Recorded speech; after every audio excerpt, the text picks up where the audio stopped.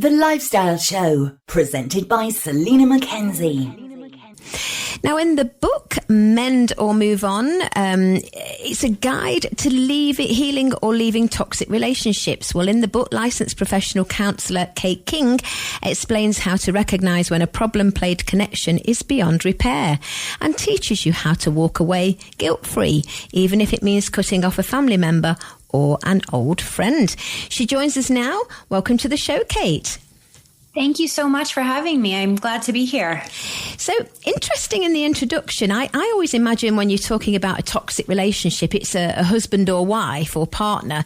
But you say it could be a family member or even a friend. Yes, that's a really common misunderstanding, that people think that the only relationship in their life that they really need to think twice about is their spousal or romantic partnership. But ultimately, we have so many deep, intimate connections throughout our lives that span from our family members to friends to even professional connections. And each of those can get toxic if the right dynamics aren't really respected, or if there are hidden mental health issues, or if people have unhealed trauma. This can affect all types of relationships, not just romantic. Yeah, it's a real buzzword, isn't it, at the moment, toxic relationships. How would we know if a relationship is truly toxic or just a bit of a problem? It's a great question, and I'm actually asked this so often that I wrote about this at length in my book, because you're right that not all bad relationships are toxic, but all toxic relationships are bad for you. So it's very important to know the difference, because sometimes you could just grow apart from someone, you become misaligned or mismatched, but it doesn't have those toxic qualities. So I actually have three different ways to really know when a relationship is toxic. The first one is that the behaviors that are hurting you are consistent and persistent. It's not a one-time thing. It doesn't come and go. It's really, truly, repetitively harmful. And the second thing is, it is truly harmful. It's more than just feeling irritated or frustrated. It's actually feeling traumatized and wounded in the relationship, sort of needing to call your therapist as soon as you walk away from them, or picking up the pieces. And then the third piece is this sort of push and pull feeling that you get in your body when your mind is pushing you to be in connection, but your body's saying, no, this isn't good for me. My nervous system is amped up and really dysregulated. So this is sort of that tired but wired feeling, or the rapid heartbeat, the lump in your throat. So those are the three ways that I help people indicate if their relationship is truly toxic. And does it generally grow over time? Or because if you meet somebody for the first time, you very rarely would stay with somebody you just met who came across as toxic. Do these people do it purposely to manipulate? Well, some of this you actually don't know that you're unconsciously attracted to if you're operating in relationships through your unhealed wounds. So what I mean by that is, if, say, you have codependency in your background or people-pleasing patterns from your early childhood that you've never healed, you might unknowingly be attracted to toxic partners or toxic friends simply because it's familiar to what you grew up with.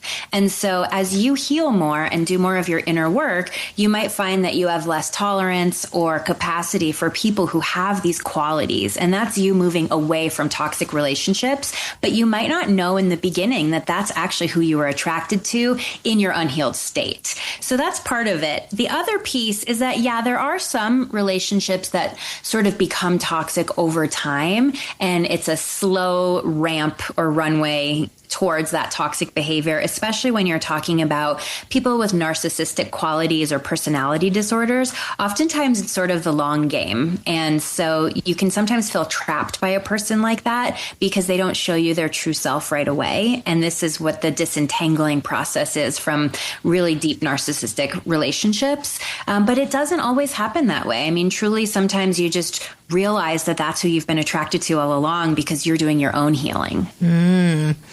And I suppose it's difficult for some people to break free. I actually watched a documentary last night about this woman that was in a toxic relationship, and he actually started to use coercive control, and they interviewed her over years. And in the end, she took him to court. But in the beginning, she said, but I can't leave him. I can't live without him. You know, no matter how he treats me, he's my life. And I felt really sorry for her. Coercive control really complicates things. It messes with your mind. You know, any form of manipulation in relationships is always something to think twice about because healthy relationships don't use manipulation tactics. And so even if you're having a strong bond or a passion or a connection with someone, if there are undercurrents of manipulation present, if you feel like you're confused when you're with them or they're telling you your experiences aren't real or you're not remembering things correctly, or you're overreacting, those are all warnings that someone is messing with your mind, and they might be doing it unconsciously, right? They might be coming from their unhealed wounds or from their patterned ways of being in relationships that are unhealthy, but that still doesn't make it okay. And so it's very common in abusive relationships, which all abusive relationships are toxic. Abuse is never okay.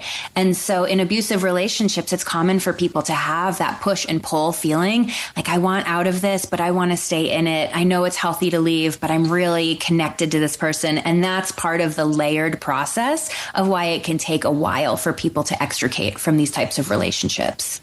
And I've got here, Kate, you have 7 traps of toxic relationships. What are they? So these are 7 things that people in toxic relationships tend to get stuck in. And I've found this to be true in my clinical practice across different ages and populations. Like these are really the 7 things that keep people stuck. So I'll just go through the 7 and then you can tell me if you want me to expound further upon any of them. Yeah, sure. So the first is buy-in.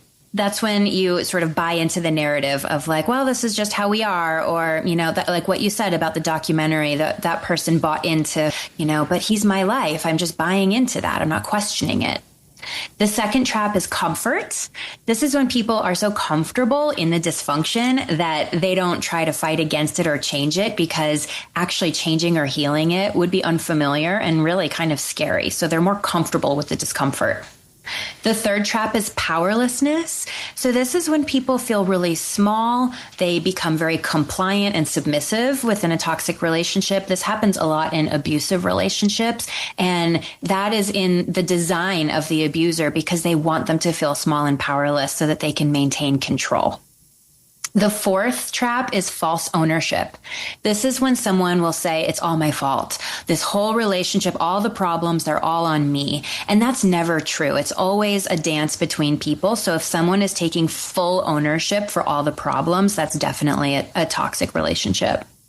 The fifth is unhealed trauma. So when we're operating through the filter of our wounds, we can't have healthy relationships because we're only playing out our trauma with each other. And if you have 2 traumatized people, then you're escalating and regulating together in that traumatized state. The sixth trap is avoidance. This is when someone would say, I don't want to look at it. I don't want to deal with it. It's too overwhelming. And they almost don't even want to admit that there is a problem. They're really avoiding facing it. And the last trap is codependency. This is when you do not know where your edges end and the other person's begin. You become sort of this blurred blob where you're no longer 2 separate autonomous people and you're not okay unless they're okay, and them being okay makes you okay. So I work with people here towards what we call interdependency, which is a term by Dr. Dan Siegel, which is where you're 2 autonomous people, but you can sort of lean on each other and flow with each other in healthy ways while maintaining your individuality. That's where we want to get to from codependency. So those are the 7 traps. Interesting. And when you said number 2, comfort, it struck a chord because I think human beings in general don't like change, do we? We get in our comfort zone. Absolutely. And so often people will settle for an unhealthy, comfortable situation rather than venturing into the unknown of what could be healthier, but also feels unfamiliar and terrifying. And do you think, Kate, that there's a difference between being needy and having needs in a relationship? Oh, absolutely. I have a whole section in the book that talks about this. So what I like to tell people is you're only as needy as your unmet needs. And if you're in a relationship that is not meeting your needs, of course you're going to be needy. You might come off as being clingy. You might feel like you're asking for a lot from that person, but that's only because there's something inside of you that's not being met. And it's true that we should not be trying to meet all of our needs with external people. A lot of our needs are our responsibility, and relationships are there to support us. And so it's okay to meet some of your appropriate needs with each other. And so we are human beings and we need to rewrite the narrative that we're not supposed to have needs. So we should have needs. But if you're feeling needy, that's an indication that the relationship is either unhealthy or unfulfilling or imbalanced in some way. And if any of our listeners are resonating with any of this, do you give advice in the book on how to cut ties? Because that's the difficult part, isn't it?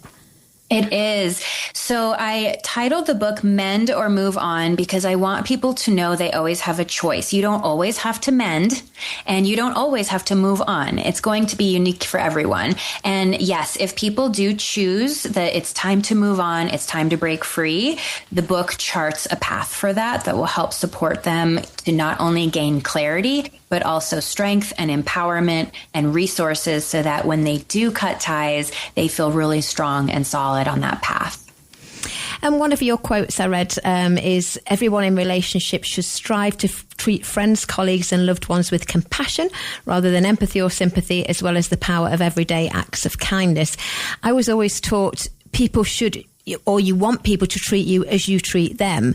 And it's a real letdown, heartbreaking when you think that whether it's a friendship or whatever, they're not treating you as nicely as you're treating them. You know what I mean? It's a bit like they're making you feel bad about yourself when you've not done anything wrong.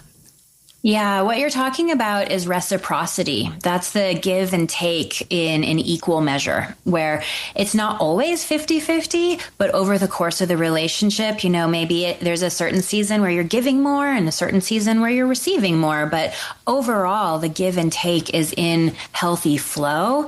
And that is what we want for all of our relationships. And if it's not present, if someone feels like they're always the one reaching out or they're always the one giving, or on the opposite end, someone's always taking, that is not sustainable, and it will eventually result in resentment or breaking up or having really deep feelings that ultimately combust. Interesting stuff. It's opened my mind quite a lot this last 15 or so minutes. How did you get into all this, Kate? Did it come from a personal experience or is it just your profession? It's actually a combination of both. I've been a licensed therapist for almost 20 years, and I have found that no matter what people come to see me for, whether it's mood disorders or life transitions, they're always talking about relationships and the ones that support them and also the ones that hurt them. And so it's this undercurrent. And I've sort of pinned together this theme that there are so many people struggling with these toxic relationships. And then I implement my personal experience of absolutely living with toxic relationships, cutting off even from family members in my own life. And I have estrangement multi-generationally in my family. And then I was interested enough to check out the research, and there is so much research on that. So the book is really a combination of my clinical practice, my personal story, and the most cutting edge science and research on this topic. And how can people find you? Do you have a website? Yes, my website is theradiantlifeproject.com.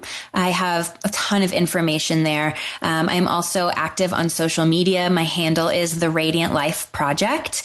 And my books are sold everywhere you buy books. You can also get them at my website, theradiantlifeproject.com. And I'm happy to answer questions and connect with people. So feel free to message me if you need to. I'm here to support you. Great stuff. Well, for our listeners, I'll just give the title of this book. It's called Mend or Move On, A Guide to Healing or Leaving Toxic Relationships. And it's by Kate King, who we're chatting to now. Kate, very interesting chat. Thank you so much for joining us today. Thanks for having me. Have a great day. You too. Bye-bye for now. Bye.